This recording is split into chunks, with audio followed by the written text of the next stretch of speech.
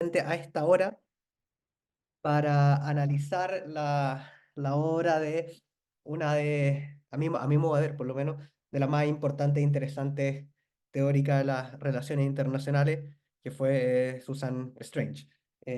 Yo lo que voy a hacer en esta sesión es contar un poco, muy a grandes rasgos, algunos de los elementos de su vida, que siempre es bueno tener algunos rastros biográficos para darle un poco de humanidad a estas teorías que suenan tan abstractos en principio. Y luego voy a tratar de poner el contexto en el cual la autora hizo su aporte a la disciplina. Y por contexto me refiero a quienes buscaba criticar, básicamente. Toda teoría es contra algo y para lograr algo. Toda teoría tiene un elemento instrumental en el fondo. Una teoría es como un instrumento de guerra en cierta medida. Entonces, lo es importante, es fundamental saber qué era lo que estaba criticando tan fuertemente y qué fue lo que la llevó a generar, como resultado de esa crítica, una forma más novedosa, a mi modo de ver, de comprender las relaciones internacionales. ¿Ok? Y en la última parte, ya cuando expliquemos, digamos, el centro de su enfoque, de su teoría, vamos a ver en qué medida o cómo dialoga con el presente que nos está tocando vivir hoy día a todas y todos. Y en el fondo estas teorías también tienen que servir para darnos alguna brújula, alguna luz respecto a lo que está pasando ahora, que es harto más complejo que hace un tiempito atrás. ¿Ya? Así que voy a pasar a compartir pantalla. Voy a exponer alrededor de 50 minutos, 45, 50 minutos. Y después voy a abrir un espacio de pregunta y respuesta. ¿Ok? Si les parece. Em, Eso. Así que paso ahora a compartir pantalla. Deberían eh, estar viendo todo. O sea, deberían estar viendo el PowerPoint. Veo algunas caras afirmativas, así que Sí, eh, se ve, perfecto. se ve bien. Muchas gracias, Andrea. Pero claro, este no es el PowerPoint del inicio, pues este ya desarrollado. ¿No? Así que ahí está, debería estar. Deme un minuto para coordinarme con la presentación. Perfecto. Em, Bueno, tal como les comentaba, esta es la presentación de Susan Strange y el Poder Internacional, esta actividad que hemos coordinado el Instituto con el Fondo de Cultura Económica y la Academia Diplomática. Perdonen que me salga el libreto, encuentro que es una súper bonita coordinación entre una editorial con toda la trayectoria histórica del Fondo de Cultura Económica, tanto para América Latina como para Chile, una universidad pública en este caso a partir del Instituto de Estudios Internacionales, y colaborando con nada más ni nada menos que la Academia Diplomática, que es el espacio que forma a los cuadros del Estado para irnos a representar en el exterior, ¿cierto? Así que para mí es bastante emotivo y un orgullo estar presentando esto. Bueno, eh, vamos por partes, como diría Jack el Destripador, ¿no? Pasemos a los elementos fundamentales de Susan Strange. La verdad, Susan Strange era una mujer que tenía una personalidad muy destacada. Ella estudió economía, hizo el pregrado en economía en la London School of Economics, eh, pero después no hizo otro estudio, no avanzó con magíster, no avanzó hacia el doctorado, que es lo que hoy día tradicionalmente se entiende que es como el camino de la y lo académico, ¿cierto? Ella terminó su pregrado en economía y luego ella se casa y tiene alrededor como de 6 hijos con su pareja. Y claro, le tocó típica situación de lo que es la economía de los cuidados y la feminización de la economía de los cuidados, le tocó estar a cargo a ella del cuidado de los hijos. Entonces, en este tiempo, ella hacía de periodista económica en diferentes revistas, entre los cuales estaba The Economist, ¿cierto? Escribía en la parte financiera y en las partes de análisis de economía internacional, pero muy como de periodista independiente. Y también hacía un par de clases muy ajena a la academia, o sea, sin iniciar como las carreras académicas que uno hoy día típicamente ve, también en la London School of Economics y en otras universidades, si mal no recuerdo, en UCL en Londres. Entonces tuvo una carrera que es bien interesante porque parte del fenómeno empírico, o sea, ella parte estudiando casos, estudiando la realidad, estudiando casos concretos de economía internacional. No así como sucede en las típicas carreras académicas donde se pasa una visión, digamos, bien general, abstracta, y después luego se va avanzando hacia cosas más concretas. No, ella con su pregrado en economía se fue a hacer de periodista económica y analizaba en particular la evolución del mercado financiero. Quizá usted seguramente han leído el Financial Times en alguna vez, alguna ocasión. Lo que hacía básicamente Susan Strange era hacer de los análisis contingentes que, por ejemplo, uno ve cotidianamente en el Financial Times, cosas por ese tipo de artículos.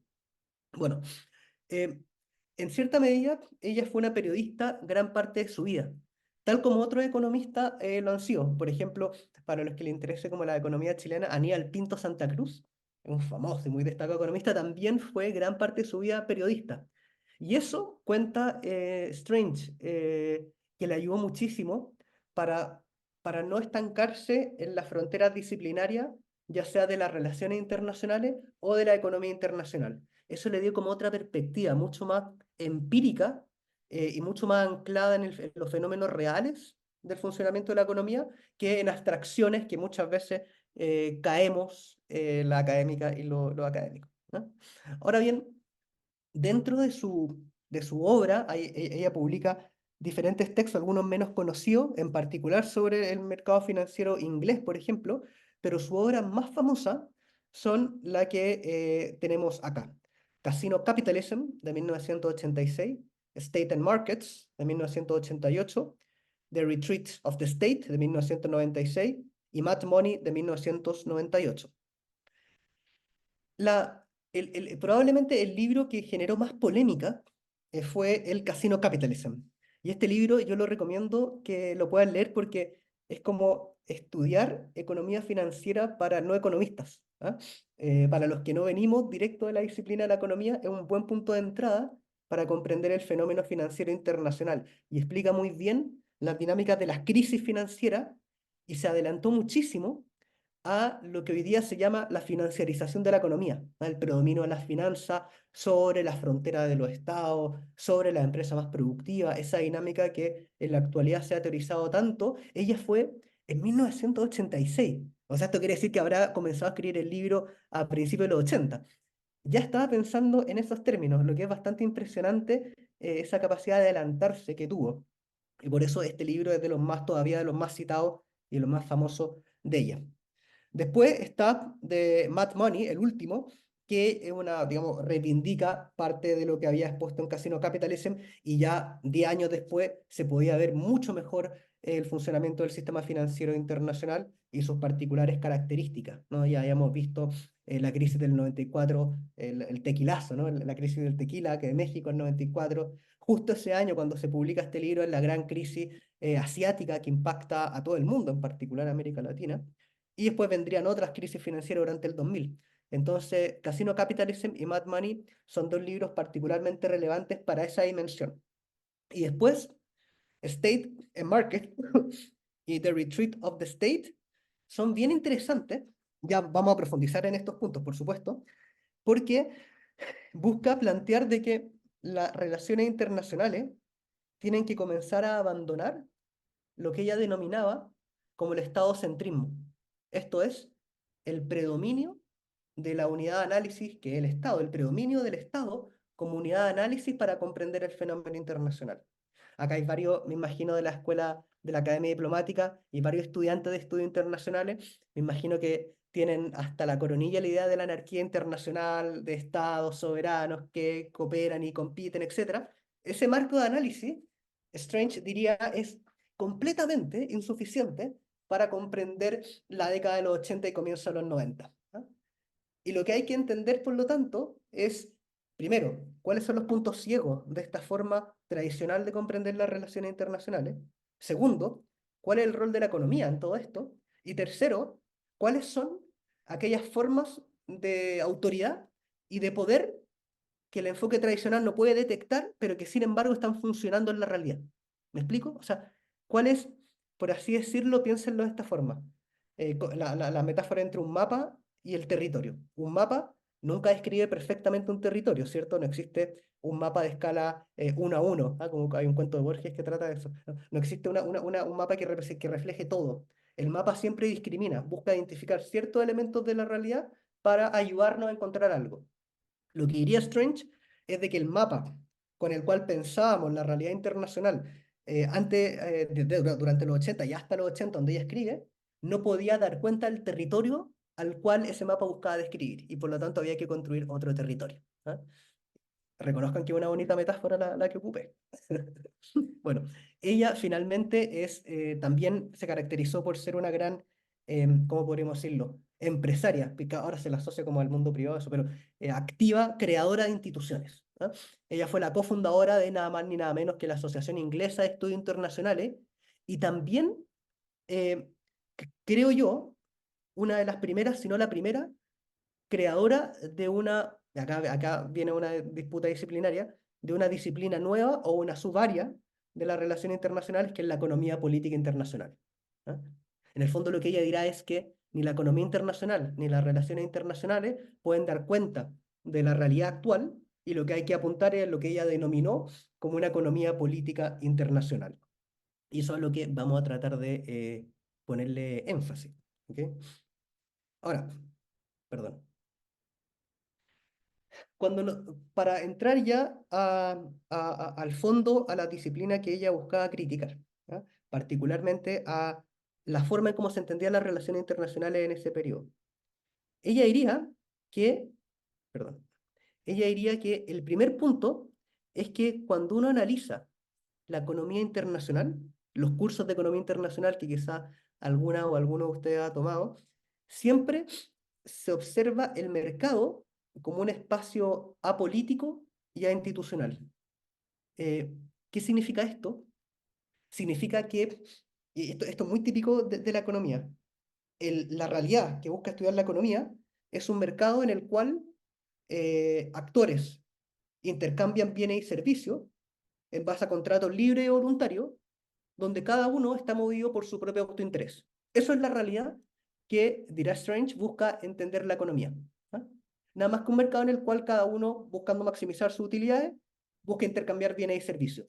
Noten que en este esquema de comprender la realidad económica, desaparece la política, desaparecen las relaciones de poder, desaparecen las reglas sobre las cuales nosotros intercambiamos y comerciamos, y a su vez también es un método excesivamente abstracto para comprender la realidad internacional tal cual sucedía en el presente que a ella le tocó vivir.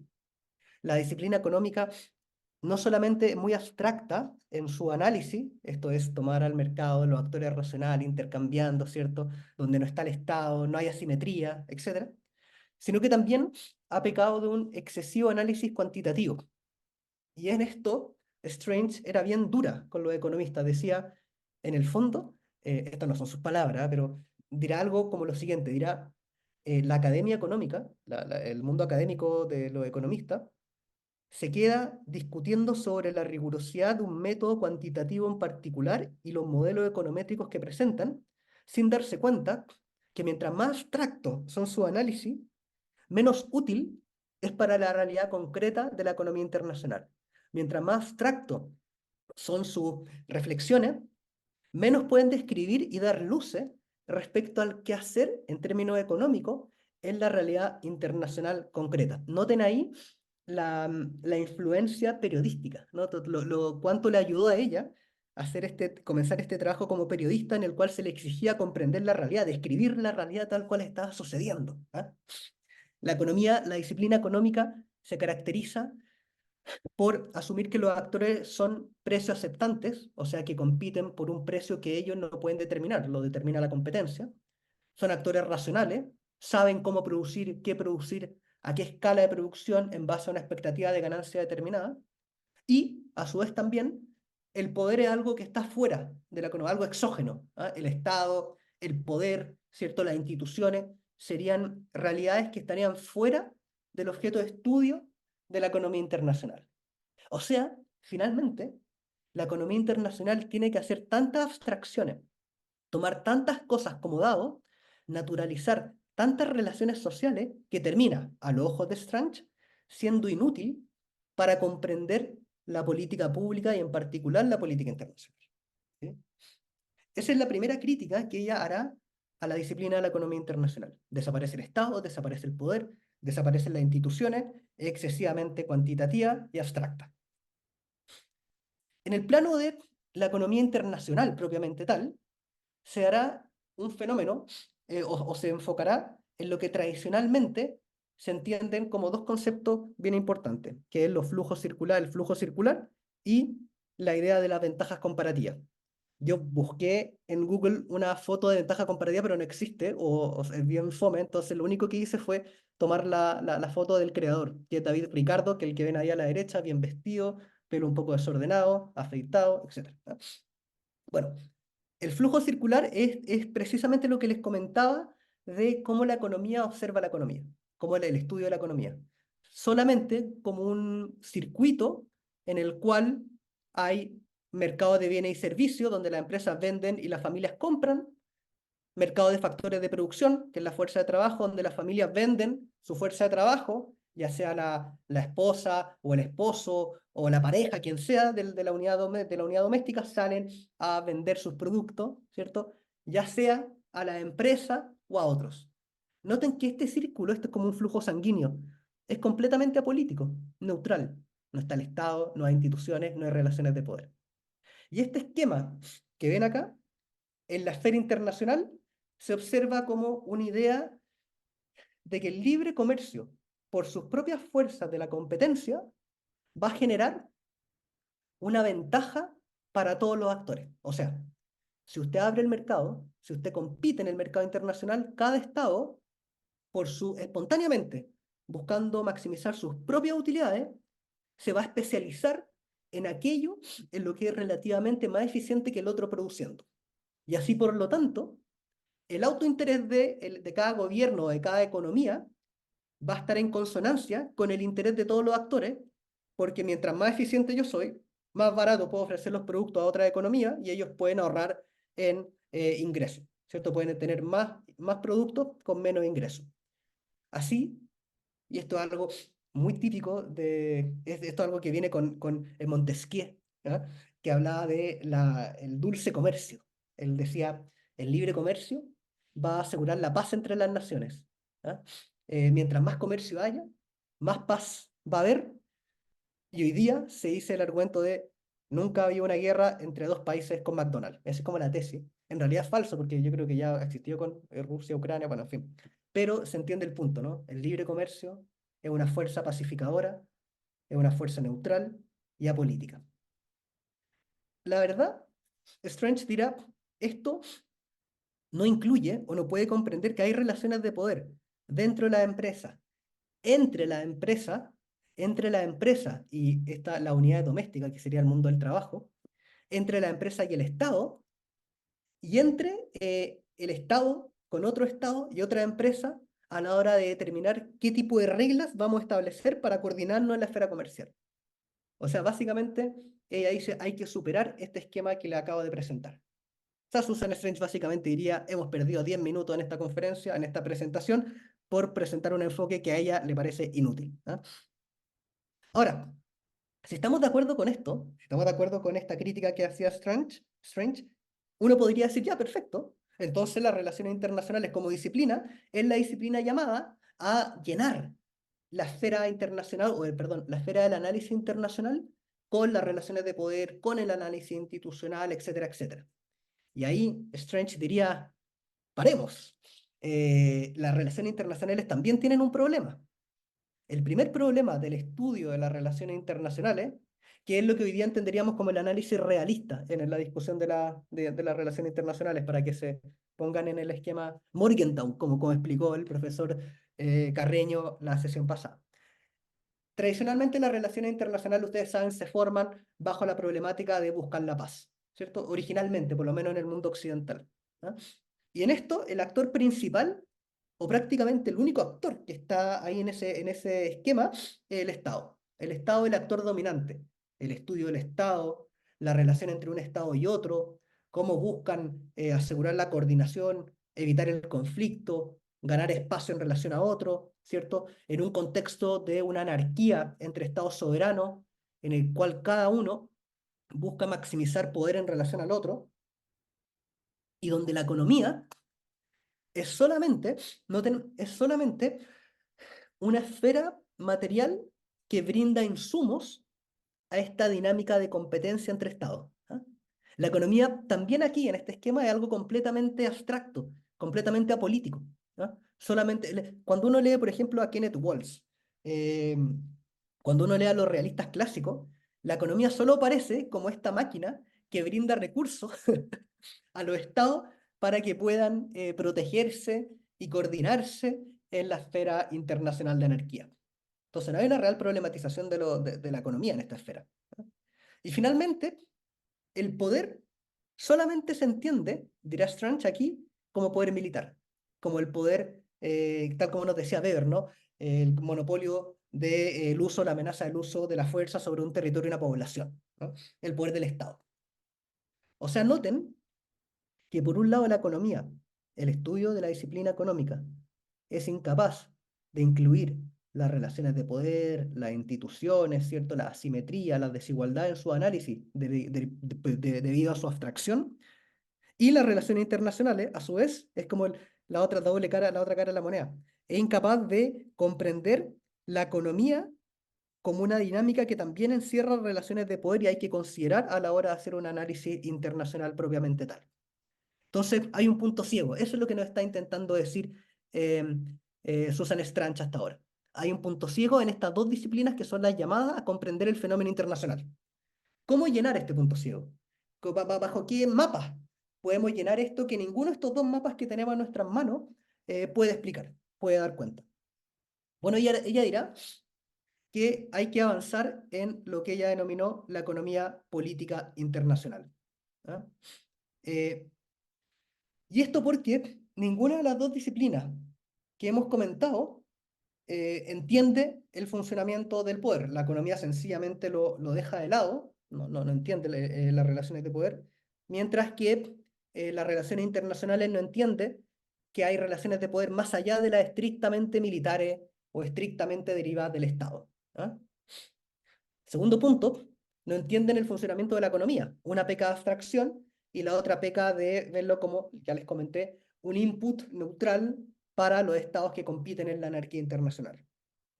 Y finalmente, si estamos de acuerdo con esto, uno podría entender de que lo que tradicionalmente se hace en la academia, dice, ah, bueno, si así es el esquema, bueno, las relaciones internacionales buscan explicar una realidad, la realidad política tradicionalmente se lo dice así, mientras que la economía internacional busca explicar otra realidad del mundo global, que es la economía y el intercambio, las exportaciones e importaciones. O sea, se crean dos mundos. Bueno, esa creación de los dos mundos como si existieran separadamente de la realidad internacional es lo que Susan Strange dice es el más grande de los errores que se ha cometido en los estudios internacionales, ¿no? Y para eso, para superar ese error, ella plantea este concepto que es la economía política internacional, ¿no? El estudio de cómo de la economía y la política en un mismo mapa. O sea, cómo poder entender esto que a primera vista suena como dos dinámicas diferentes, que únicamente conviven, cómo poderlo entender en un mismo mapa conceptual, de forma que veamos el poder en la economía y también podemos ver la economía en las relaciones de poder. ¿Ah? Es un poco hasta ahora lo que llevamos con Susan Strange, lo que nos está diciendo Susan Strange. Y para explicar esto, hay que replantearnos, lo queramos o no, el concepto de poder. Sé que suena súper abstracto, pero vamos a ver de que es bastante útil reproblematizar la idea de poder. Acá tenemos a tres personajes. Yo creo que probablemente alguno de ustedes lo identifica. Puede poner en el chat para que esto sea más interactivo. ¿Qué autor usted cree que, bueno, que es? Bueno, igual se los tengo que decir. El que está acá a la izquierda es Robert Dahl, famoso politólogo. Ahora acá hay un comentario. Gramsci y Foucault, efectivamente. Se ganó el premio, se ganó un 7. Así que usted le pide a la profesora o profesor un 7. Eh, el que está en medio es, por supuesto, Antonio Gramsci. destacado, tuvo una vida terrible el pobre, la verdad, para ser sincero, así que, en fin, no lo vamos a tratar mucho porque nos vamos a llenar de pena. Y el más a la derecha es Michel Foucault, que tuvo una vida mucho más entretenida, la verdad, de harta fiesta, en fin. Eh, pero los tres buscaban comprender el poder de diferentes formas. Y lo que busca hacer Strange es tratar de utilizar estos tres análisis para aplicarlos al escenario internacional. Esa es una gran novedad que hace Susan Strange, que en el fondo es decir, para poder comprender de mejor forma el escenario internacional, hay que complejizar aquello que nosotros entendemos como poder. ¿Ok? Bueno, hay, según un libro que toma mucho de Strange, o sea, Stephen Lux, un gran, creo que sociólogo, cientista político, ya me confundo. Tiene un libro que se llama El poder, un enfoque radical, que lo recomiendo muchísimo, es bien entretenido de leer y se lee muy bien leyéndolo también con Strange. Lo pueden bajar, no voy a decir cómo, pero yo me imagino que ustedes saben que se pueden bajar estos libros. En fin, dirá que en el fondo hay tres formas de comprender el poder, tres formas lo que él denominaba un enfoque unidimensional, un enfoque bidimensional y un enfoque tridimensional. ¿Qué significa estas palabritas tan raras? Él dirá que el poder unidimensional es aquel estudio del poder que se concentra en estudiar el comportamiento explícito de los actores, lo que los actores dicen que quieren, ¿ok? En torno, en la esfera de la toma de decisiones, donde hay diferentes actores, cada uno manifestando sus propios intereses. Piensen en, no sé, el Consejo de Seguridad de las Naciones Unidas. Ahí está cada país, digamos, disputando, discutiendo, cada uno presentando su interés explícitamente y negociando para llegar a algún tipo de acuerdo o así en cualquier tipo de espacio político formal. Aquí, en esta forma de comprender el poder como unidimensional, el poder se va a entender como el éxito, o mejor dicho, un actor con poder se va a entender como el éxito que tiene un actor A, por así decirlo, para que otro actor B haga algo que de otra manera B no haría. Eso es lo que podemos entender como ejercer poder. ¿Ah? Y así, por lo tanto, podemos ver el poder en situaciones de conflicto.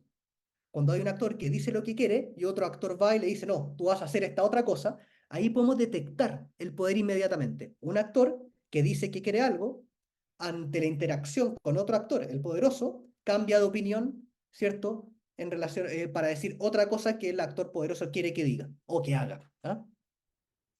Eso se puede ver en situaciones de conflicto, en discusiones parlamentarias, etcétera. Robert Dahl, que fue el principal creador de este concepto, él dirá que, bueno, si así, si esto es solamente el poder, podemos medir el poder, por ejemplo, analizando los debates parlamentarios.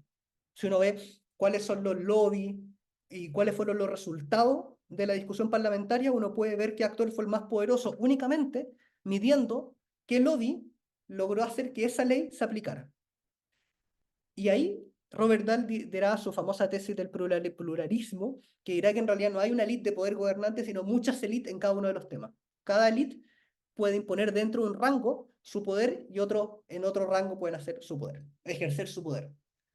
Ahora, esta es la forma con la cual tradicionalmente se mide el poder. Un Estado, por ejemplo, vence a otro en una guerra. Es una forma prístinamente clara de este poder unidimensional. Un actor quiere algo, no sé, un territorio, el otro actor quiere el mismo territorio, y ahí vamos a ver quién tiene más poder, únicamente viendo quién queda de pie y quién queda en el suelo. Es como una pelea, básicamente. ¿Ok? Si estamos de acuerdo con esto, dirá Strange, la verdad este concepto de poder es bastante limitado. Y tiene un punto Strange cuando dice, porque en realidad el poder también es la capacidad de determinar qué temas son dignos de discusión. ¿Ah? Hay muchos temas que no alcanzan a llegar, por ejemplo, en la agenda pública, en la agenda política. ¿Ah? Hay muchas problemáticas que no logran expresarse, manifestarse en la discusión pública o de política internacional. ¿Quiere decir de que ahí no hay poder? ¿Quiere decir de que esos son áreas donde el poder no existe?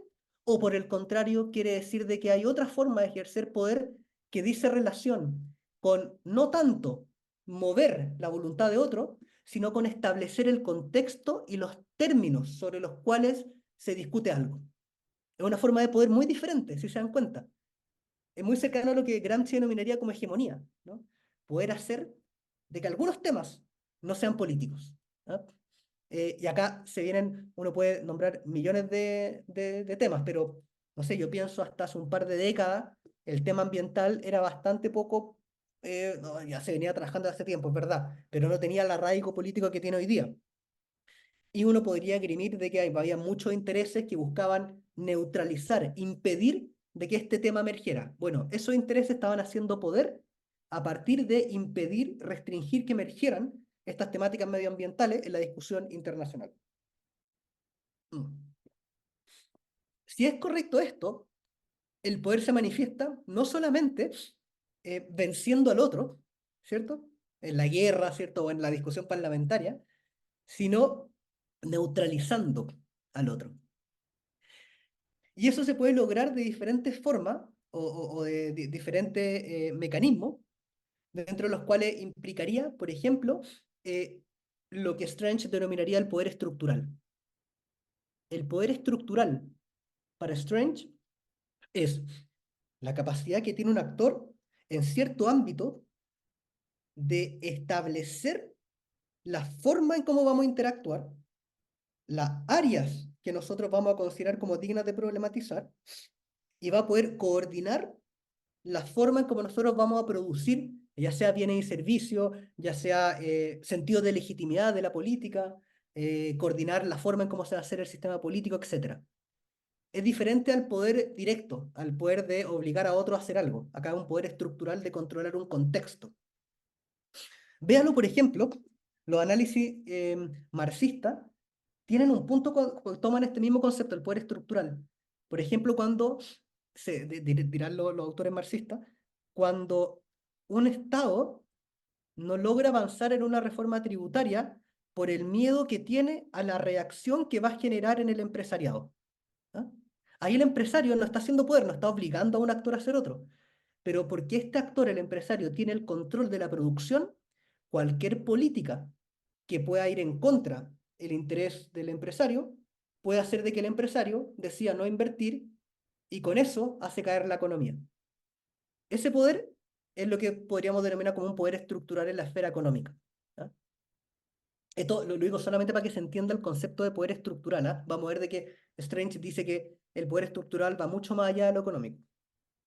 Y finalmente, eh, hay un tercer poder, porque por mucho que uno diga, el poder también es la capacidad de neutralizar la entrada de algún tema en la discusión, también hay formas de ejercer poder que implica, por ejemplo, em, transformar al sujeto, transformar sus intereses al ritmo de lo que uno quiere, transformarle su subjetividad. ¿Ya? Y acá hay, por supuesto, millones de ejemplos. El hecho, por ejemplo, es un poder simbólico el de que yo me considere chileno, por ejemplo. ¿Ah? Que yo me considere parte de ciertas tradiciones, costumbres, lenguaje, rito, mito. Todo eso me hace a mí identificarme como chileno. Y puedo ir al sur de Chile y digo, ah, estoy en mi patria y me siento como tranquilo, que sé, no, no sé, pero me siento como parte de un mismo territorio. ¿Ah? Ese sentimiento, esa sensación, esa idea de que me construye a mí como subjetivo, como sujeto, yo soy chileno, soy José Miguel Ahumada, pero soy chileno. Esa idea es también un tipo de poder. Y por poder no se entienda como algo arbitrario o algo negativo, ¿ah? No, por el contrario, crea subjetividad, es útil, es imposible de eliminar. ¿Ah? Se puede utilizar para bien o para mal, pero existe. Entonces vemos que existen básicamente tres formas de comprender el poder, que son complementarias, sin lugar a dudas. La unidimensional, que es la que tradicionalmente se entiende en los debates políticos, la bidimensional, determinar el contexto, quién controla el contexto dentro del cual se realiza algo, y la tridimensional, quien tiene la capacidad de construir subjetividades. ¿Ah? Yo soy chileno, así, ¿ah? Que ahí, por supuesto, el Estado tiene un rol fundamental. Dicho esto, analizado la idea de diferentes formas de poder, avancemos en cómo este instrumental analítico nos permite comprender de mejor forma la dimensión internacional, que es finalmente a lo que vinimos, que no venimos a estudiar a estos tipos. Strange dirá, a partir de esta visión más compleja de comprender el poder, podemos hacer entrar el poder estructural en el análisis de las relaciones internacionales. Si usted se fija, en la disciplina de relaciones internacionales, uno podría decir lo único que se estudia es el poder unidimensional, ¿cierto? La capacidad de un actor de forzar a otro a que haga algo, o yo ganar una guerra, o yo ganar un conflicto, ¿ah? Entre los estados principalmente. Bueno, Strange dirá, hagamos un ejercicio, sea un poquito más complejo y comprendamos también qué rol cumple el poder estructural en la esfera internacional. ¿Ah? Ya sabemos que el poder estructural es el poder que funciona estableciendo los contextos de acción y las formas de creación de los intereses en este caso, la esfera internacional. Y lo que dirá, una frase que es bien radical, por lo menos en términos analíticos, de Strange, ella dirá, la noción de poder estructural en la política, en la economía y en la sociedad mundial era lo que permitía liberar a la economía, a la economía política internacional de la tradición realista de las relaciones internacionales. ¿Qué significa esto? Ella dirá que es a partir de este concepto, poder estructural, podemos hacer un mapa que nos permita fusionar lo económico y lo político. Es una apuesta bien arriesgada, la verdad. Por lo menos, digamos, para los académicos, ¿no? No es como arriesgado que no esté poniendo en jaque su vida. Los académicos son harto más fomes que eso, pero arriesgado estatus, por ejemplo, o credibilidad con los pares. Ella dirá el poder estructural. Ok. Asumamos por un momento que es correcto. ¿Qué tipo de poder estructural es el que ella está hablando? ¿Cómo poder operacionalizar esta idea de poder estructural para que nos permita entender un poco mejor el presente que nos toca vivir, que es lo que también quería Strange? Ella dirá, el poder estructural existe en múltiples formas, existe en muchas áreas. Hay muchos tipos de poder estructural en la esfera internacional, incluso en las sociedades nacionales.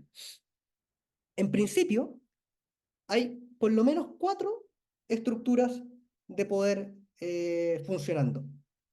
Lo que ella llamaba el poder estructural en la área de la seguridad, el poder estructural en la área de la producción, el poder estructural en la área financiera y el poder estructural en la área del conocimiento. ¿Ok? Ok.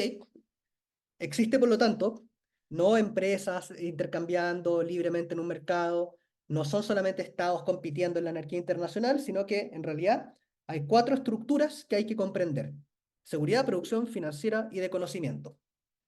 El primer punto que uno puede sacar casi espontáneamente cuando uno entiende esto que nos está diciendo Strange de los 4 poderes estructurales es de que el Estado, que era el actor más importante de las relaciones internacionales, no es que tenga mucho poder en ninguna de estas dimensiones. No sé si pueden percatarse.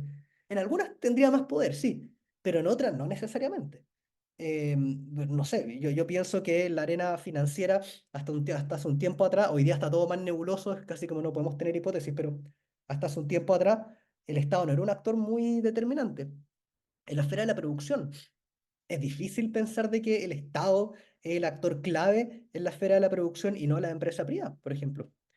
En la esfera del conocimiento, lo mismo. Quizás en la esfera de la seguridad puede ser un poco más, el Estado puede tener un rol más importante. Pero si la sociedad se caracteriza por estas 4 formas de poder, el Estado solamente tendría poder en una de las dimensiones, dejando la autoridad de estas estructuras, producción, financiera y de conocimiento a otros actores. Si esto es correcto, hay que integrar en el análisis internacional estos otros actores y estas otras dimensiones para comprender de una forma más compleja y más real la esfera internacional. Y eso es lo que vamos a pasar a ver ahora. El primer punto, lo que ella denominará como la estructura de seguridad, esto es estructura, quizás no me expliqué muy bien, pero piénsenlo como campos sociales, partes de la realidad, dimensiones de la realidad. Una dimensión de la realidad es lo que Strange denomina como la estructura de la seguridad. Y acá, Strange en el fondo dirá que este campo de la seguridad o estructura de la seguridad del espacio, como bien dice ahí, en que se determinan las formas de uso de la violencia y las formas de prevención, por supuesto, de las mismas. Posee poder estructural que puede generar las reglas de seguridad y de este modo crear un marco de acción para los que reciben dicha seguridad. ¿cuáles son estos actores que tienen poder estructural? Bueno, la verdad no es solamente el Estado, que duda cabe que el Estado es el principal actor, ya que, como bien decía Weber, ¿cierto? Ya lo comentamos, tiene el monopolio legítimo del uso de la fuerza, ¿no? Pero también existen, por ejemplo, ONG que tienen preocupación y que logran hacer valer su agenda de paz internacional, ¿cierto? Hoy día en los conflictos armados que estamos viendo, presenciando en la actualidad, hay muchas organizaciones sociales, ONG, ¿cierto? Tomando posición por uno o por otro, ¿ah? Y que buscan hacer valer su voz en la área donde se toman decisiones, el Consejo de Seguridad, la Asamblea General de las Naciones Unidas. Bueno, no creo que los movimientos sociales entren en el Consejo de Seguridad, pero por lo menos en la Asamblea General de las Naciones Unidas, etcétera. También en el campo de la seguridad hay ejércitos privados. La guerra en Afganistán se dio, entre otros actores, contratando o, claro, subcontratando en el fondo ejércitos privados, tal como también se ha dado en el conflicto entre Rusia y Ucrania, la invasión, básicamente. Entonces, este es otro actor bastante importante, porque ahí el Estado estaría perdiendo su monopolio de la fuerza y estaría externalizándolo en ejércitos privados que van crecientemente siendo más importantes en los conflictos armados. Y un tercer actor, aunque no lo crean, son las empresas, pero no cualquier empresa, sino las empresas que crean la arma, las empresas que compran y venden el armamento. ¿Ah? Que tienen, por lo tanto, como todos estos mercados son muy monopólicos, tienen mucho poder de mercado. Entonces también pueden negociar casi de tú a tú con los estados. Finalmente, esta estructura de seguridad, que es un terreno tan obvio de las relaciones internacionales, está controlado por muchos más actores que el Estado. Y así hay también un conflicto entre todos estos actores, donde el Estado solamente cumple una función perdón, una función junto y en paralelo a estos otros actores que le compiten. ¿Ok? Una segunda dimensión o una segunda área de la estructura que nos estaba planteando Susan Strange es la estructura de la producción. Y aquí el poder estructural sería cuáles son los actores cuyas decisiones determinan la forma en cómo producimos, consumimos y distribuimos los bienes que hacen de nuestro sustento material, lo económico, ¿cierto?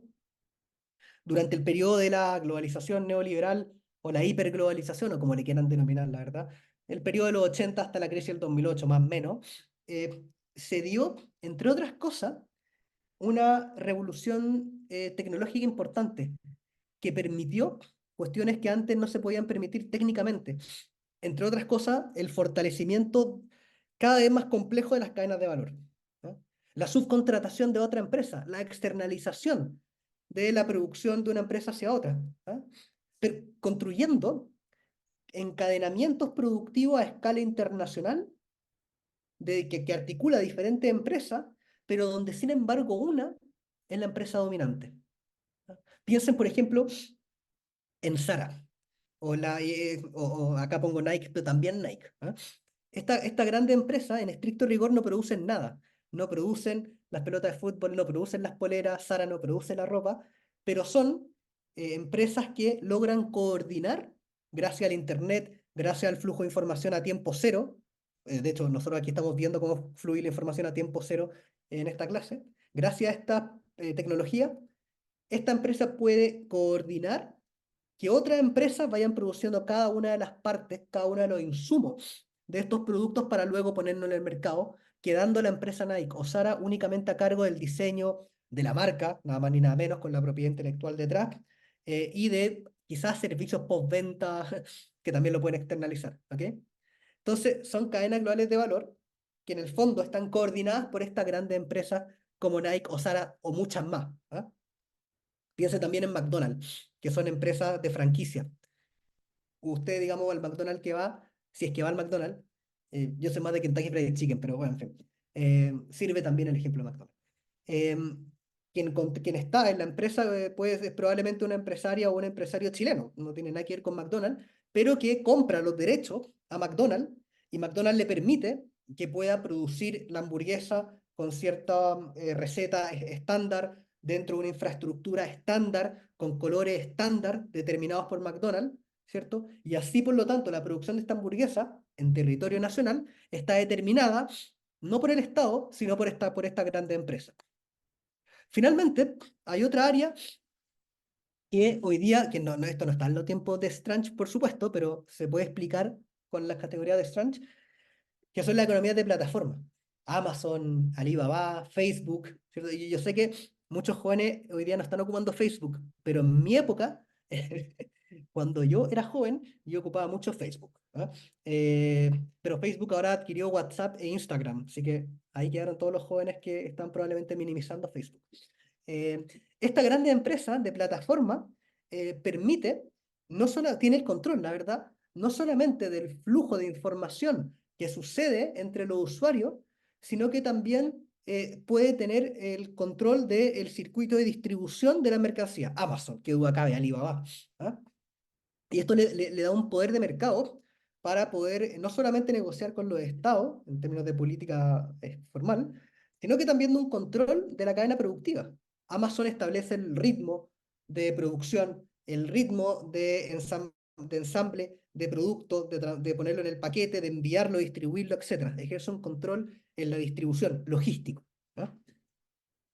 Y así, por lo tanto, en la estructura de producción hoy día están en gran medida determinadas por esta grande empresa y esta grande economía de plataforma que están muy lejos de estar reguladas por los estados. O sea, por mucho que uno crea de que tienen mucho, están reguladas estrictamente, las instituciones siempre están una guerra atrasada, o están siempre atrasadas al presente que nos toca vivir. ¿Ah?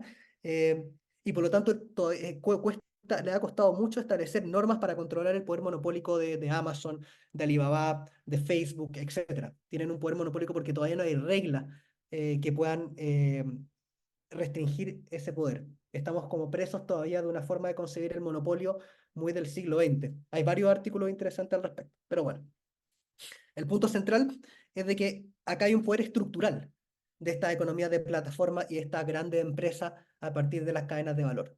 ¿Ah?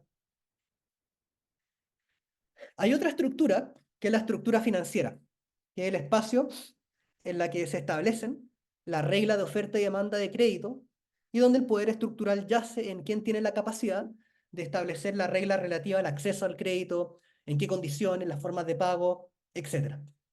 Y acá también lo mismo, nosotros vemos mucho más actores en juego. Vemos, por supuesto, a los estados que establecen ciertas reglas homogéneas, que homogeneizan las reglas de transacción financiera, que establecen límites a la capacidad de un banco de endeudarse, de prestar por sobre el capital que tiene inicialmente. Pero hay muchos más actores en juego. Un actor fundamental es los bancos centrales, que en realidad tienen, claro, tienen autonomía de los gobiernos, son parte del Estado, pero tienen autonomía del gobierno, algunos, eh, pero que actúan muy libremente a la hora de determinar las políticas monetarias, el tipo de cambio, la tasa de interés, etcétera. Pero actores más importantes son la banca privada, por supuesto, y esto es algo que no existía en el periodo de Susan Strange, o no a ese nivel, hoy día está disperso por todo el mundo, que son los asset managers.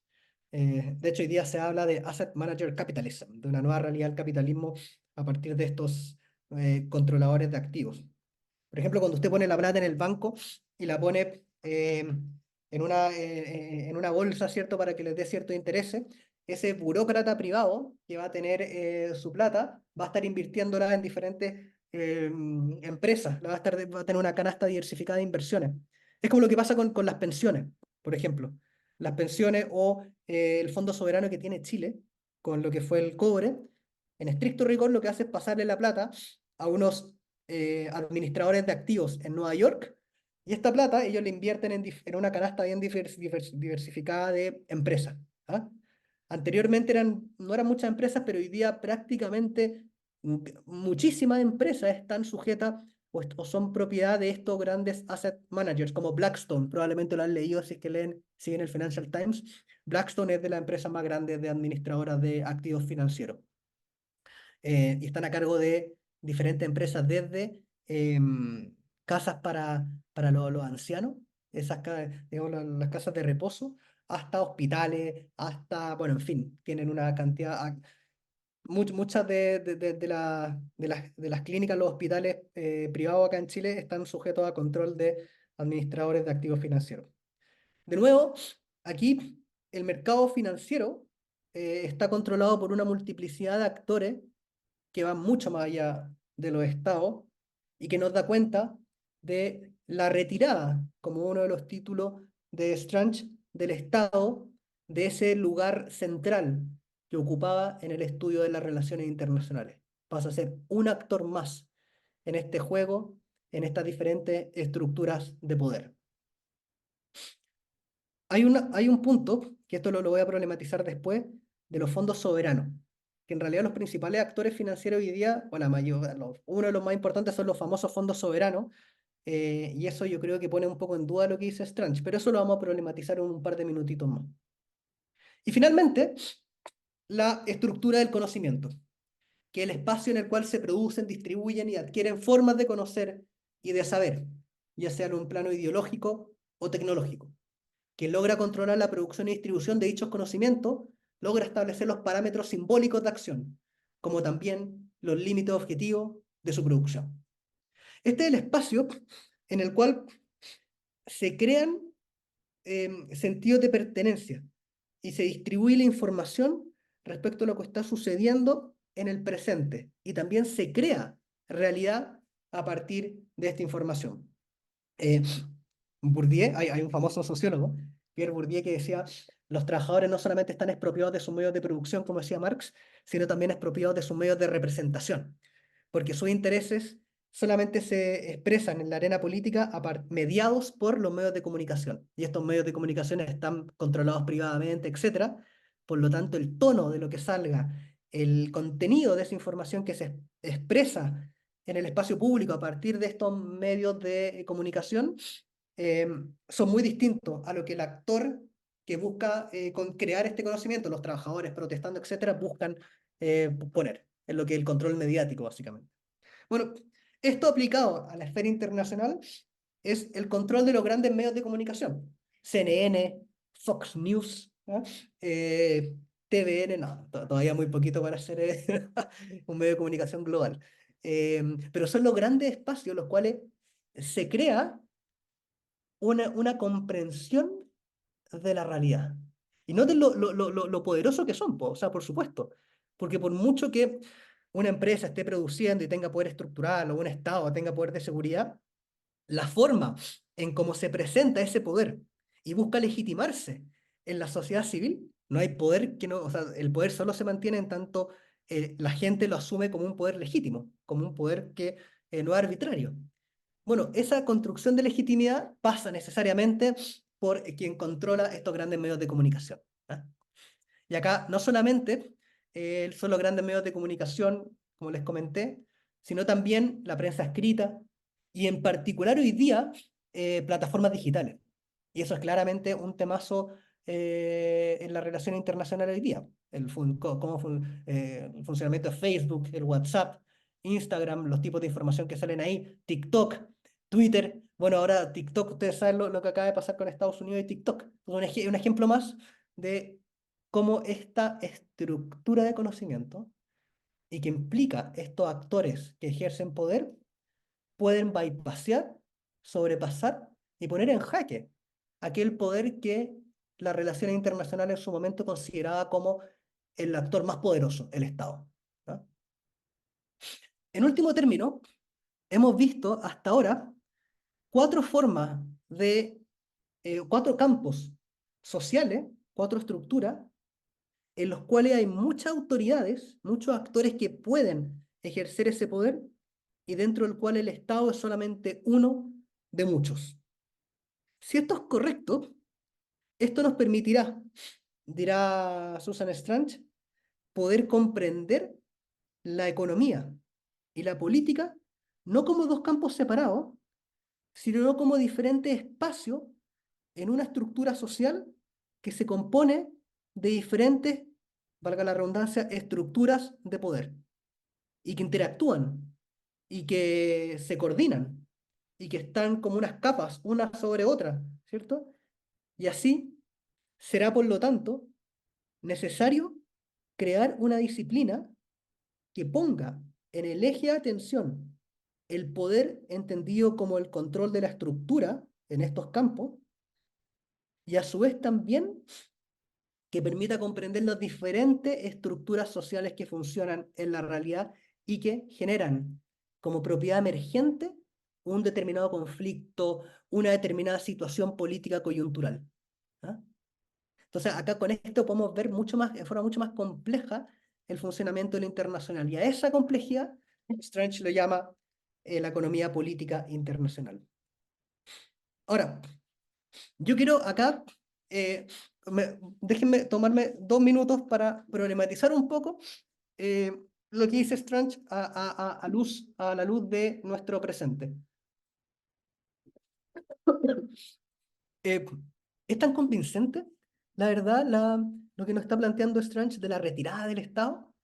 Claro, uno en los años 90, en el 2000, ¿cierto? Cuando los países, no sé, firmaban tratados de libre comercio como si no existiera mañana, y buscaban, digamos, estaban reducir estos espacios de soberanía, cuando abrían sus cuentas de capitales, abrían sus mercados, claro, ahí, claro, la hipótesis podía ser un poco más de sentido, el Estado estaría retirándose de áreas que tradicionalmente en el siglo XX tenían un rol bien importante con el mundo de la OMC, ¿cierto? El mundo de la retirada del Estado de la esfera económica, básicamente.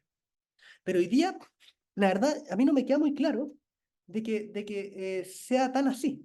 Claro, estamos viendo grandes empresas, grandes plataformas que ejercen un poder que todavía no podemos regular en forma suficiente o de forma decente, básicamente, y eso le da un punto a Strange.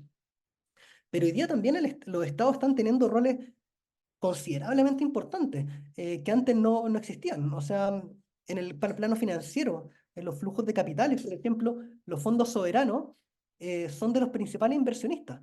El Fondo Soberano de Noruega, por ejemplo, uno de los más grandes del mundo, el Fondo Soberano de Singapur, el Fondo Soberano de China, ¿cierto? Son de las principales fuentes de capital en el mercado financiero. Son de los principales inversionistas para estos asset managers que comentaba anteriormente.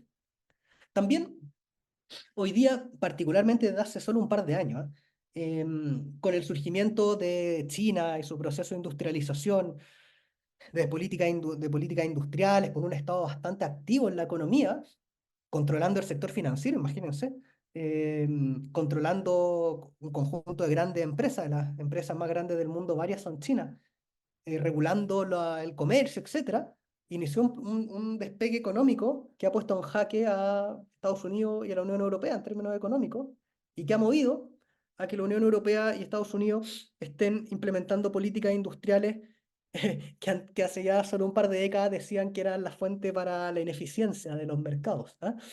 Eh, entonces también los principales economías hoy día están haciendo una especie de vuelta al rol activo del Estado en el plano económico, en el plano también de producción de conocimiento, por ejemplo, las redes digitales y el conflicto que está sucediendo con Estados Unidos y China, con el fenómeno del TikTok.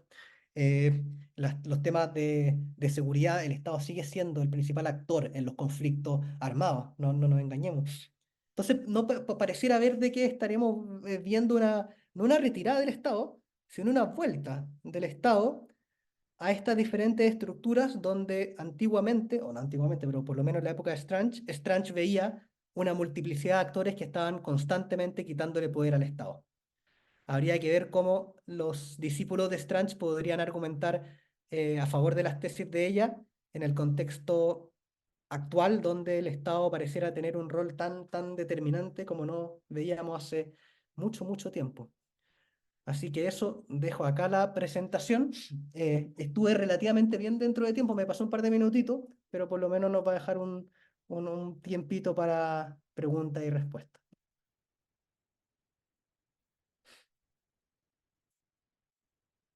Eh, sí, me parece. Sebastián Ramos.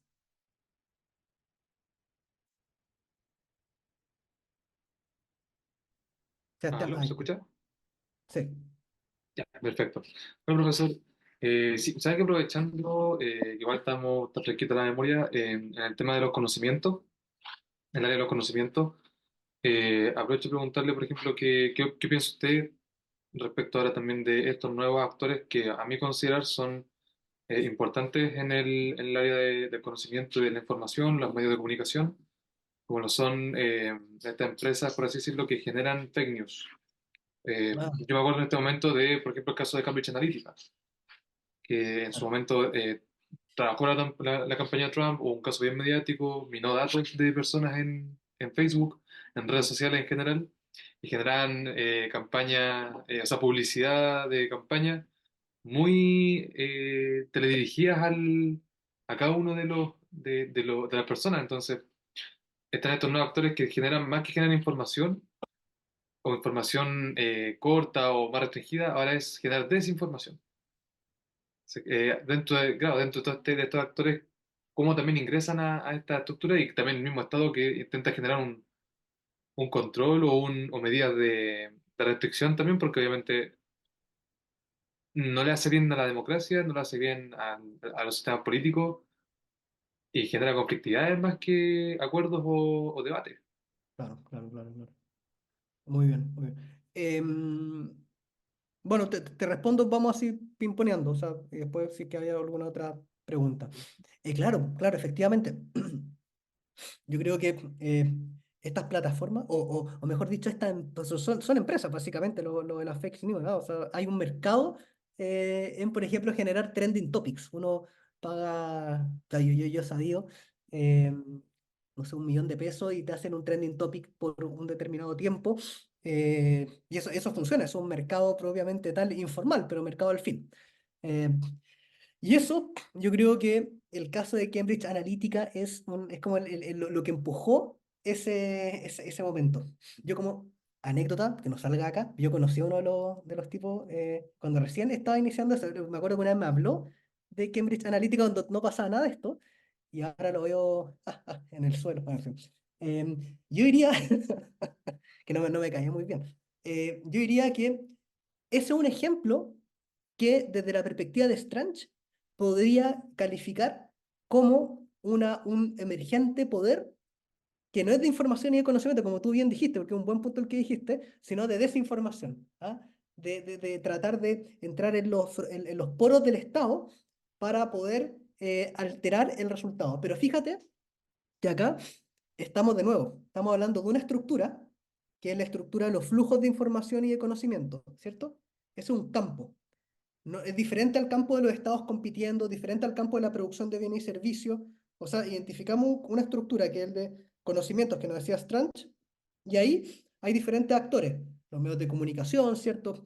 La prensa escrita, y hoy día aparece un tercer actor, o un cuarto, quinto, lo que sea, un nuevo actor de esta red bien descentralizada que buscan construir ciertos espacios momentáneos de desinformación para movilizar cierta población para ciertas opiniones, ¿cierto? Entonces, casi en términos evolutivos, hay un economista, Schumpeter, que trata este tema para la empresa, habría una competencia dinámica por quién tiene mayor control sobre el crear ciertos sentidos o ciertos climas sociales. Porque en el fondo lo que hace el fake news es construir un clima social, ¿ah? Un estado de la cuestión. Cuando se elabora un trending tópico, cuando se elabora cualquier tipo de información, se busca crear un clima de incertidumbre o de criticar a alguien, etcétera.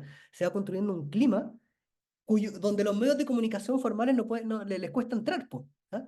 Porque un medio de comunicación formal, si hace un fake news, te ponen senda demanda eh, y tenés que pagarlo y perdís legitimidad, etcétera. Pero acá hay un poder que no pierde legitimidad, po, porque es precisamente su negocio y que le quita poder a la prensa escrita y a los grandes medios de comunicación a partir de este uso de los fake news. Yo lo entendería así como un proceso cuasi evolutivo en el cual un actor más eficiente para construir climas de forma maliciosa logra bypassear a las diferentes autoridades que están dentro de esta estructura de conocimiento. Y ahí donde el rol del Estado es precisamente regularlo o, bueno, o eliminarlo en el último término. Pero es donde todavía no es muy difícil. Las instituciones siempre están muy atrasadas a las coyunturas tecnológicas que nos toca. Es una realidad. Solo como paréntesis, el tema del manejo de la información, solo ahora te preguntan cuando uno se mete a una página web si pueden hacer uso de tus datos, etcétera, pero hace 10 años nadie te preguntaba nada. ¿Ah? Y había únicamente casi como en un extractivismo digital, extrayéndote sin ningún tipo de regulación los datos y la información. Entonces, lo mismo sucede en este terreno. Creo que todavía no hay muchas regulaciones sofisticadas para asumir esto. Es una selva digital, por así decirlo. Hay una pregunta en el chat. Dice Nicolás Oyarzún. Profesor, ¿puede ser un ejemplo, aún vigente, de la retirada del Estado, la crítica formulada al sistema de solución de controversia inversionista-Estado desde la óptica de Strange? No te metas en ese tema porque nada. Pues, pues parece que un caso de cómo los estados fueron renunciando parcialmente a su soberanía y perdiendo poder ante las empresas transmultinacionales. Ignoro si Strange analizó críticamente dicho sistema en su escrito. No tengo memoria de que Strange haya criticado o haya tenido una posición clara sobre los IS-10, sobre los tribunales internacionales. Yo creo particularmente, yo me atrevería a decir, porque la temática de los IS-10 se hizo mucho más popular posteriormente con los TLC en los años 90, en el 2000, yo diría. O sea, los acuerdos bilaterales de inversión ya existían en los 90 y probablemente el primer tribunal fue, creo que en los 50 por ahí, pero se empezó a expandir mucho después. Pero yo diría que, claro, los IS-10, los tribunales internacionales, es un ejemplo. Es un poco complejo. Yo diría que de la presión de grandes empresas para modificar las normativas internacionales al ritmo de la protección de sus inversiones. O sea, yo creo que hay una explicación económica, hay un interés económico subyacente, ¿cierto? Las farmacéuticas, las empresas de telecomunicaciones y por supuesto las grandes empresas petroleras que en su momento empujaron eso. Si te interesa ese tema, este debate sucedió creo que, o sea, sucedió bastante en los años 70, cuando los países pobres buscaron construir un nuevo orden económico internacional, y en el cual uno de los temas era la soberanía de los recursos naturales, era pedir que los recursos naturales fueran de los estados, digamos, por principio. Y eso vino de la mano de un ciclo de expropiaciones de países recientemente independizados de las empresas petroleras. Y ante ese ciclo de masivas expropiaciones, particularmente en el mundo asiático y en el mundo africano, de ese ciclo de expropiaciones, una de las respuestas del mundo desarrollado y de las empresas fue: forcemos a construir acuerdos bilaterales de inversión para asegurarnos que no se nos vayan a expropiar las empresas en el futuro. Entonces hay un conflicto entre lo que se llama el norte global y el sur global. Argelia tuvo un rol fundamental en esa batalla, pero eh, eso es materia de otra discusión. Sebastián Ramos, de nuevo, ya está entusiasmado con la pregunta, con la segunda pregunta. Creo que no te han dado el pase, Sebastián. Creo que no te lo quieren dar. Andrea, si estás ahí, Sebastián Ramos quiere tener la voz, Estamos, porque parece, súper. parece que sucedió algo en la sesión anterior, entonces hay una regulación Sí, sobre... sí, fue bien complejo lo que ocurrió la sesión anterior, así que de Sí, hecho sí, se agradece el control, la verdad. sí, sí, sí, sí. Aprovechando la pregunta del compañero, igual hablando del tema de ceder poder, ceder soberanía, justo ahora vengo a caer también en la cuenta de si a lo mejor Strange, que, bueno, para la época igual vivió el proceso, fue el tema del surgimiento, el nacimiento de la Unión Europea. Igual es un organismo supranacional diferente, donde también los estados ceden también parte de su soberanía a este organismo más macro, para también tratar ciertas temáticas en común, se supone. Y que hoy en día realmente también está ahí un poco, bueno, está en la palestra igual, porque seguir Ah, uniendo países, la casi crisis con Grecia, el sostenimiento que hace Alemania prácticamente de la misma Unión Europea. Entonces, componente. claro, ahí, Ah, ahí hay otro, aprovechando, claro, justamente ser soberanía y esta temática. Y así como comentario también, claro, por ejemplo, hablando también de desinformación, de control de medios y todo, ahora me vengo a acordar de China, que China también es un actor que en verdad, como Estado, controla bastante bien, o sea, bastante el tema de la comunicación, especialmente las redes sociales, o sea, WeChat, Line, hay otro par de aplicaciones que prácticamente son empresas, pero empresas del Estado chino. Entonces también hay como a lo mejor se ha visto desde los discípulos de Strange, la dinámica de China, que es, crea empresas, pero son estatales, entonces tiene una dinámica bien particular ahí, a diferencia, por ejemplo, del mundo occidental, que la empresa es separada del Estado usualmente, o sea, en Estados Unidos las empresas son independientes del Estado, Apple hasta cierto No, punto, sí, hasta cierto punto, sí, claro, claro, por supuesto. No, claro. te entiendo, sí. Hay como una sospecha de Estados Unidos de que toda esta, como TikTok y toda esta empresa tendrían una influencia del gobierno chino. Ahí hay una discusión. Claro, China dirá de que no, que son empresas privadas, lo que pasa es que hay una discriminación por ser China y por la competencia geopolítica. Entonces, ¿por qué critica a Huawei, una empresa privada como cualquiera, y le bloquea e impides que si tú te compras en Huawei, puedes bajar la aplicación WhatsApp? O sea, por eso han bajado los precios también del Huawei, que si te compras uno no podéis, hay muchas aplicaciones que ya no podéis bajar sencillamente. Google, Ahora, de hecho, todas las de Google. claro, claro, exactamente. Eh, de hecho, a mí me pasó. Bueno, yo diría que en el caso de, aquí hay una discusión. Algunos dirán que la, las grandes empresas que son formalmente privadas poseen eh, diferentes mecanismos que permiten que el Estado influya en la toma de decisiones. Eso es básicamente el juego, ¿cierto? Algunos dirán, por ejemplo, que muchas empresas tienen lo que se llama la acción de oro, de que el Estado, o sea, una empresa privada, pero el Estado controla una acción, pero sin esa acción o sin el beneplácito de quien controla esa acción no se puede tomar ninguna decisión de inversión. Entonces, por mucho que tenga una acción y por lo tanto la rentabilidad de la empresa va para el mundo privado, el Estado tiene la capacidad para decir, no, no, no, no, usted no va a invertir ahí, o sí, está bien que invierta ahí. Entonces ahí el Estado tiene poder, pero no poder como en términos de acumulación capitalista. No acumula capital con esta empresa en particular. Puede coordinar, ¿cierto? Diferentes inversiones, pero no acumula capital. Otros dirán de que hay un control como de cascadas, ¿cierto? Una empresa controla un porcentaje de acciones de otra y esa otra controla a la empresa al cual nosotros estaríamos considerando. Ahí hay diferentes hipótesis y diferentes investigaciones, o sea, es un plano más empírico. Hay varios artículos que han salido en los últimos años sobre cuán público son estas grandes empresas. Uno, en el espacio formal, o sea, si es que controlan acciones, si es que tienen la acción de oro, famosa acción de oro, pero también sucede mucho en las relaciones informales. Por ejemplo, en los años 60, Corea obligaba a que ciertas empresas tuvieran que invertir o tuvieran que exportar cierto tipo de productos vía mecanismo informal. O sea, el presidente, bueno, el dictador en aquella época, Park Chung-hee, llamaba y le decía, usted, si no lo hace, se le vienen las penas del infierno. ¿Ah? Entonces, cuando estamos en un terreno informal es bien difícil medir cuál es el poder real que tiene el Estado sobre esta grande empresa. Lo que sí sabemos es de que hay muchas dentro de las Forbes 200 o las primeras 10 más grandes empresas en términos de capitalización, alrededor de 5, o si mal no recuerdo, son empresas chinas. Y son estatales. Por ejemplo, las empresas petroleras chinas son todas estatales. Y esas tienen claro, un poder gigante. Y lo otro, con esto termino la parte de la pregunta, es que, como tú bien sabes, WeChat es como es como una aplicación de todo. Es como WhatsApp, banco, Uber, todo es como una aplicación única.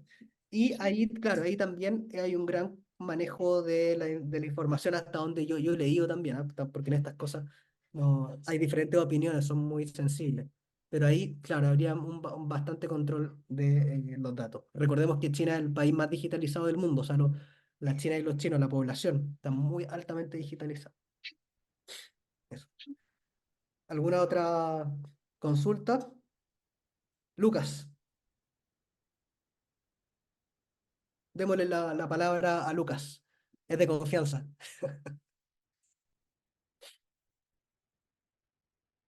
Lucas, ¿no te han dado la...? Parece que tienen sospecha de... Espera, Ahí está, ahí dice. súper. Buenas noches, profe, ¿cómo está? Muy bien, ¿y Bueno, tú? yo quería consultarle sobre esta reorganización de las esferas de poder que problematizó al final. O sea, la esfera de seguridad, producción, finanzas, incluso en el conocimiento por parte de Estados como China. Entonces, en este sentido, mi pregunta sería, ¿cómo ve que podría afectar esto en las dinámicas de poder bidimensionales e incluso tridimensionales que hablaba Strange? Ah, claro. Eh, a ver, yo diría que China, tiene o sea, pero demasiado grande, pero por lo que uno ve, la población, parte importante de la población tiene un discurso muy patriota, y hay como una ideología nacional bien fuerte. Y eso yo creo que también es una virtud que tiene China en particular. No sabemos tanto el nivel de, ponte tú, protestas laborales. Yo he leído de que ha aumentado mucho, que lo han ocultado precisamente por el control de información. Ahí yo desconozco. Eh, pero lo que sí, ha logrado construir un sentido de nación y que le da una unidad al Estado que le permite tomar riesgo más a futuro. O sea, le permite hacer cálculos de inversión y justificarlo por el beneficio que va a generar a la patria como tal, que es una de las características también de Corea del Sur, del despegue de Corea del Sur, de Japón, etcétera. Ese fuerte discurso nacional interno, que por lo tanto, como en términos de Maquiavelo, ¿no? Permite que el interés particular pueda dar paso a la búsqueda virtuosa de un interés más general en el plano de la protección de la patria. Y en el plano de control de información, o perdón, de control del poder bidimensional y unidimensional, yo diría que es interesante porque en el unidimensional todavía no sabemos, no está muy claro porque todo depende, por ejemplo, cuántos votos va a tener China si es que se reformula los votos en el Fondo Monetario y en el Banco Mundial. Hoy día China es una economía, digamos, mucho más poderosa y que debería, por lo tanto, tener mucho más votos en los organismos internacionales como el Fondo Monetario y el Banco Mundial, y no es así. Por lo tanto, ahí todavía hay una fuerte presión de Estados Unidos para impedir el legítimo derecho que tendría China a tener más influencia en ese espacio de acuerdo a su nivel de ingreso y al aporte que hace a estos organismos internacionales.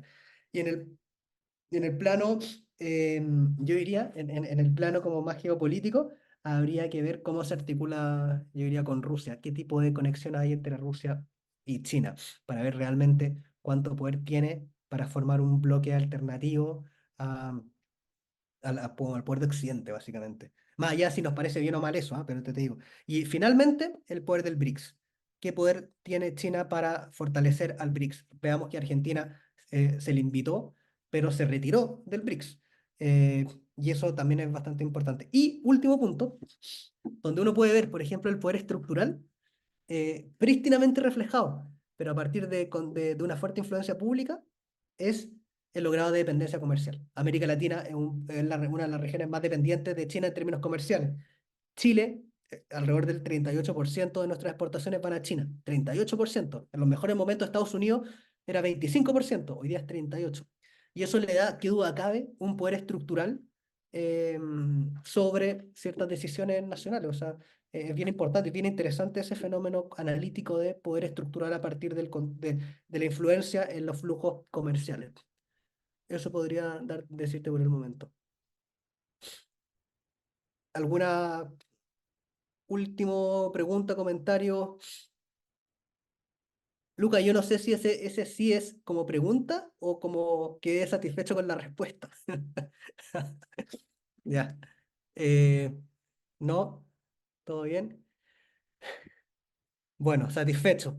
Bueno, espero que le haya servido como para tener una breve introducción al pensamiento de Susan Strange. Por supuesto, es mucho más complejo y da para un curso entero entender la maravillosa obra de Strange. Recomiendo harto Casino Capitalism, si es que lo pueden revisar.